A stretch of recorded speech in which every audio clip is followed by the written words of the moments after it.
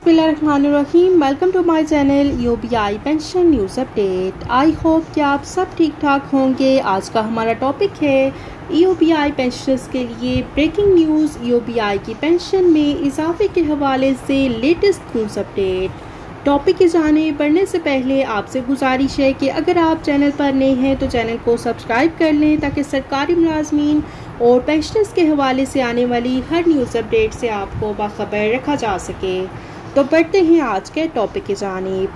तमाम UBI pensioners default कर चुके हैं।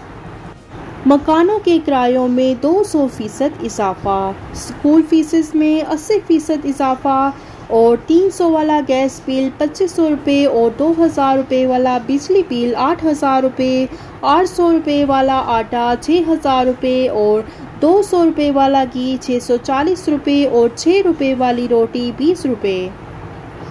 5000 पेट्रोल 15,000 रुपये महीना हो चुका है और 20 रुपये वाला चिंची किराया 50 रुपये, 2500 रुपये वाली शलवार कमीज़ 5000 रुपये, डॉक्टरों की फ़ीस 2500 और 3000 रुपये के बराबर और 150 वाली दवाई कम अज़ कम 600 रुपये। ये सब होगा तो 10,000 रुपये पेंशन लेने वाले यूबीआई के बुजुर्ग पेंशनर्स किधर जाएंगे।